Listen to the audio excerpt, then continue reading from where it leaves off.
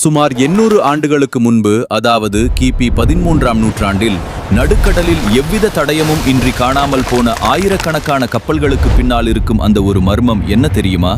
Titanic போன்ற பிரம்மாண்ட கப்பல்களையே ஒரு நொடியில் சிதைக்கும் வலிமை கொண்ட ஒரு அரக்கன் இன்றும் நமது கடலுக்கு அடியில் ஒளிந்து கொண்டிருக்கிறான். 450 கோடி ஆண்டு பழமையான இந்த பூமியில் நாம் இன்னும் கடலின் 5% கூட ஆராயவில்லை. அப்படியென்றால் ஆழ்கடலின் இருளில் மறைந்திருக்கும் அந்த 100 அடி ராட்சத உருவம் வெறும் கட்டுக்கதைதானா? அல்லது இன்றும் நமது கப்பல்களுக்கு கீழே அது அடுத்த வேட்டைக்காக காத்து கொண்டிருக்கிறதா? உலகையே நடுங்க வைக்கும் கிராகனின் மர்மத்தை பற்றிதான் இந்த வீடியோவில் பார்க்க போகிறோம். அறிவியல், வரலாறு மற்றும் மர்மம் தேடலில் இது உங்கள் ஹிஸ்ஸையின்.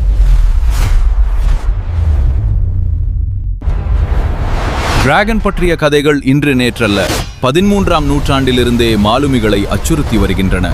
இது வெறும் கற்பனை என்று ஒரு வரியில் ஒதுக்கிவிட முடியாத அளவிற்கு பல நம்பத்தகுந்த வரலாற்று பதிவுகள் மற்றும் பயண குறிப்புகள் உலகெங்கிலும் உள்ளன. குறிப்பாக நார்வே மற்றும் ஐஸ்லாந்து மாலுமிகள் தங்கள் நீண்ட கடல் பயண குறிப்புகளில் ஒரு விசித்திரமான மற்றும் திகிலூட்டும் நிகழ்வை மீண்டும் மீண்டும் ஆணித்தரமாக குறிப்பிட்டுள்ளனர். அது என்னன்னா, நடுக்கடலில் எவ்வித நிலப்பரப்பும் இல்லாத ஆழமான பகுதியில் திடீரென்று ஒரு சிறிய தீவு போன்ற உருவம் கடல் மட்டத்திற்கு மேலே மெதுவாக தோன்றுவதை பார்த்ததாக அவர்கள் பலமுறை எழுதியுள்ளனர். பல மாலுமிகள் அதை நீண்ட பயணத்திற்கு பிறகு ஓய்வெடுப்பதற்கான ஒரு பாதுகாப்பான நிலப்பகுதி என்று தவறாக நினைத்து அதை நோக்கி தங்கள் கப்பல்களை நெருங்கியுள்ளனர். ஆனால் அவர்கள் அந்த தீவை மிக அருகில் நெருங்கும் அந்த துல்லியமான வினாடியில்தான் அது ஒரு நிலப்பரப்பு அல்ல, மாறாக ஒரு பிரம்மாண்டமான உயிரினத்தின் முதுது என்பதை உணர்ந்து மரண பயத்தில் உறைந்து போவார்கள். அந்த ராட்சத உருவம் மீண்டும் கடலுக்குள் ஆழமாக மூழ்கத் தொடங்கும் போது அது ஏற்படுத்தும் ராட்சத நீர் சுழற்சியால் கடலில் ஒரு மிகப்பெரிய சுழல் உருவாகும். அந்த சுழல் இதன் அருகில் இருக்கும் மிகப்பெரிய போர்க்கப்பல்களையும் வணிக கப்பல்களையும் ஒரு சாதாரண காகித படகு போல மிக எளிதாக சுருட்டி கடலின் இருண்ட ஆழத்திற்கு இழுத்துச் சென்றுவிடும். பழங்கால மாலுமிகளின் நேரடி விவரிப்புப்படி கிராகன் என்பது குறைந்தது 1 மைல் நீளம் கொண்ட ஒரு மிதக்கும் மலை போன்ற உயிரினம் என்றும், அதன் பிரம்மாண்டமான கைகள் அல்லது தும்பிக்கைகள் கப்பலின் மிக உயரமான பாய்மரங்களை விடவும் பல மடங்கு உயரமாக வானத்தை நோக்கி எழும்பும் வல்லமை கொண்டவை. இந்த கதைகள் பல காலம் வெறும் கட்டுக்கதைகளாகவே உலக மக்களால் கருதப்பட்டு வந்தன. ஆனால் 1752இல் எரிக் பொண்டோபிடன் என்ற புகழ்பெற்ற ஆய்வாளர் தனது புத்தகத்தில் இந்த உயிரினத்தை பற்றி மிக விரிவாகவும் ஆதாரங்களோடும் எழுதினார். அவர் இதை ஒரு ராட்சத நண்டு அல்லது ஆக்டோபஸ் போன்ற வடிவம் கொண்டது என்று முதலில் அறிவியல் பூர்வமாக வகைப்படுத்தினார். அன்று முதல் நடுக்கடலில் காணாமல் போன பல 100 கப்பல்களின் மர்மத்திற்கு பின்னால் இந்த கிராகன் இருப்பதாகவே உலகம் நம்பத் தொடங்கியது. கப்பலில் செல்லும் மாலுமிகள் நடுக்கடலில் மீன்கள் கூட்டமாக தென்பட்டால் ஒருபோதும் சந்தோஷப்பட மாட்டார்கள். ஏனெனில் ஆழ்கடலில் இருக்கும் பெரிய மீன்களை துரத்தி கொண்டு கிராகன் மேலே வருகிறது, அது அடுத்ததாக நம்மைத்தான் வேட்டையாடப் போகிறது என்று அவர்கள் பயந்து நடுங்கினார்கள். கிராகன் பற்றிய முதல் எழுத்துப்பூர்வ ஆதாரம் ஏர்வார் ஓதர் என்ற ஐஸ்லாந்து காவியத்தில் காணப்படுகிறது. அதில் கடலில் வாழும் 2 ராட்சச அரக்கர்களை பற்றி சொல்லப்பட்டுள்ளது. ஒன்று ஹஃப்குஃபா, மற்றொன்று லெங்க்பாக்கர். இதில் ஹஃப்குஃபா என்பதுதான் பின்னாட்களில் கிராகன் என்று அழைக்கப்பட்டது. மாலுமிகள் இந்த காவியத்தை படித்துவிட்டு கடலுக்கு செல்லவே அஞ்சினார்கள். 18ஆம் நூற்றாண்டில் வாழ்ந்த உயிரியலாளர் கார்ல் லினேயஸ் தனது சிஸ்டமா நச்சூரே என்ற புத்தகத்தின் முதல் பதிப்பில் கிராகனை ஒரு உண்மையான உயிரினமாக வகைப்படுத்தினார். அவர் அதற்கு மைக்ரோகாஸ்மஸ் மாரினஸ் என்று பெயரிட்டார். ஒரு புகழ்பெற்ற விஞ்ஞானியே இதை ஒரு உயிரினம் என்று சொன்னது உலகத்தையே அதிர வைத்தது. இருப்பினும் பிற்கால பதிப்புகளில் அவர் இதை நீக்கிவிட்டார். 1853இல் டென்மார்க் கடற்கரையில் ஒரு ராட்சச உயிரினத்தின் வாய் போன்ற பகுதி கண்டெடுக்கப்பட்டது. அதை ஆய்வு செய்த விஞ்ஞானி ஜாபெட்டஸ் ஸ்டீன்ஸ்ட்ரப் இது ஒரு ராட்சச ஸ்குவிட் என்று உறுதி செய்தார். இதுவே கிராகன் கதைகளுக்கு ஒரு அறிவியல் அடித்தளத்தை அமைத்து கொடுத்தது. அதாவது கற்பனைக்கும் உண்மைக்கும் இடையிலான அந்த மெல்லிய கோடு இங்கேதான் உடையத் தொடங்கியது.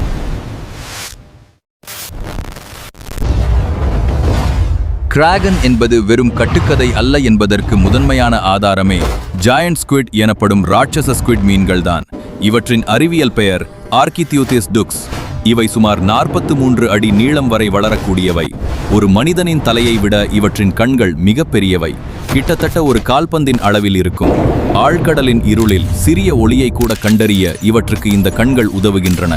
பல நூற்றாண்டுகளாக இவை ஏன் மனித கண்ணில் படவில்லை? காரணம், இவை கடலின் 1000 முதல் 3000 அடி ஆழத்தில்தான் வாழ்கின்றன. அங்கு மனிதர்களால் செல்வது மிக கடினம். 1870களில் நியூஃபவுண்ட்லாந்து கடற்கரையில் ஒரு ராட்சத ஸ்குவிட் ஒதுங்கிய போதுதான் மக்கள் அதன் பிரம்மாண்டத்தை கண்டு வியந்தார்கள். அதன் கைகளில் நூற்றுக்கணக்கான கூர்மையான பற்கள் கொண்ட உறிஞ்சும் கிண்ணங்கள் இருந்தன. இதை கொண்டுதான் அவை இரையை பிடிக்கும். ஆனால் 40 அடி நீளம் கொண்ட ஒரு ஸ்குவிட் ஒரு பெரிய போர்க்கப்பலை கவிழ்க்க முடியுமா என்பது இன்றும் விவாதத்திற்குரியது. ஆனால் பண்டைய காலத்து சிறிய மரக்கப்பல்களை இவை எளிதாக சிதைத்திருக்க வாய்ப்புள்ளது. எனவே மாலுமிகள் பார்த்தது இந்த ராட்சத ஸ்குவிட்களைத்தான் என்பதில் இப்போது சந்தேகமில்லை. ராட்சத ஸ்குவிட்களுக்கும் ஆழ்கடலில் வாழும் ஸ்பெர்ம் திமிங்கலங்களுக்கும் இடையே நடக்கும் மோதல் உலகிலேயே மிகவும் பயங்கரமான ஒரு விஷயம். ஸ்பெர்ம் திமிங்கலங்களின் முக்கிய உணவே இந்த ராட்சத ஸ்குவிட்கள் தான். ஆனால் ஸ்குவிட்கள் அவ்வளவு எளிதில் இரையாகிவிடாது. இவை திமிங்கலங்களை எதிர்த்து போராடும். மேலும் ஆழ்கடலிலிருந்து மேலே வரும் திமிங்கலங்களின் தோலில் பெரிய வட்ட வடிவ தழும்புகள் இருப்பதை விஞ்ஞானிகள் கவனித்துள்ளனர்.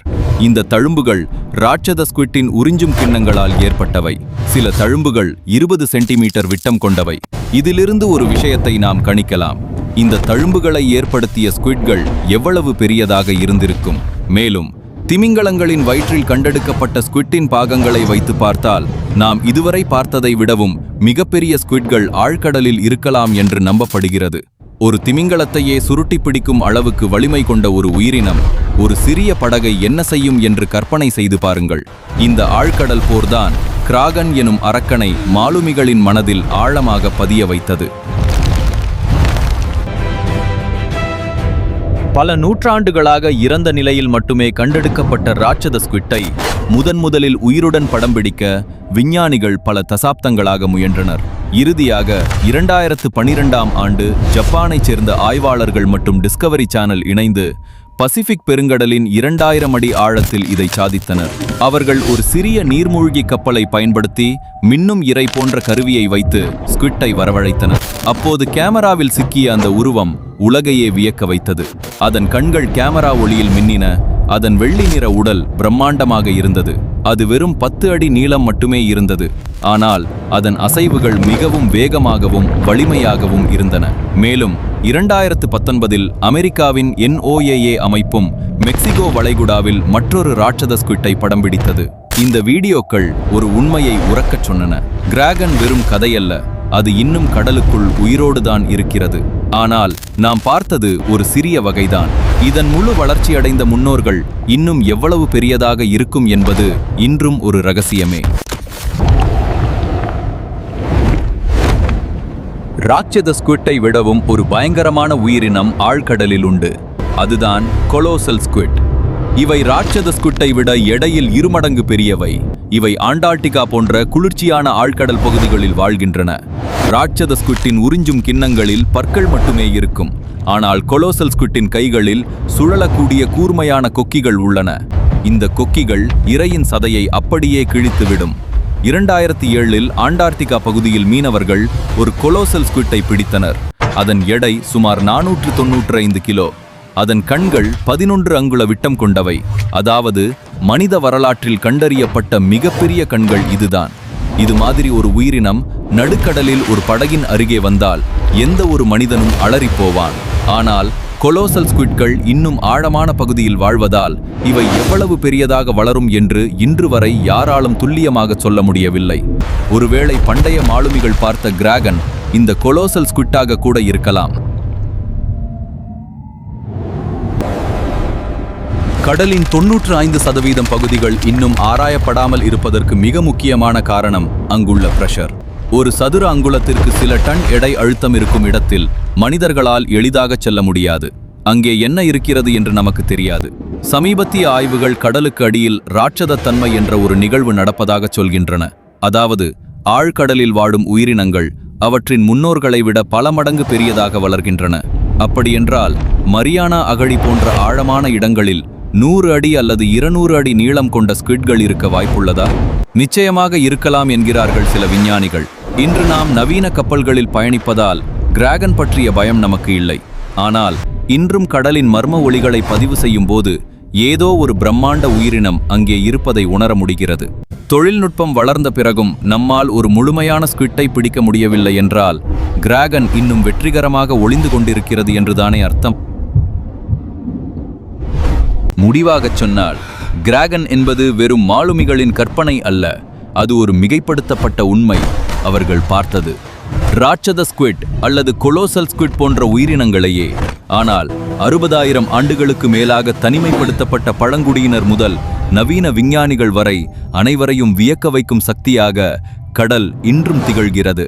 உண்மையிலேயே இந்த கிராகன் இருக்க வாய்ப்புள்ளதா? இதை பற்றி உங்கள் கருத்து என்ன? கிராகனை விட பெரிய உயிரினங்கள் இன்னும் ஆழ்கடலில் மறைந்திருக்க வாய்ப்புள்ளதா? உங்கள் பதிலை கீழே கமெண்ட் செய்யுங்கள். இந்த வீடியோ பிடித்திருந்தால் ஹைசைன் சேனலை சப்ஸ்கிரைப் செய்யுங்கள். அடுத்த ஒரு மர்மமான வீடியோவில் சந்திப்போம்.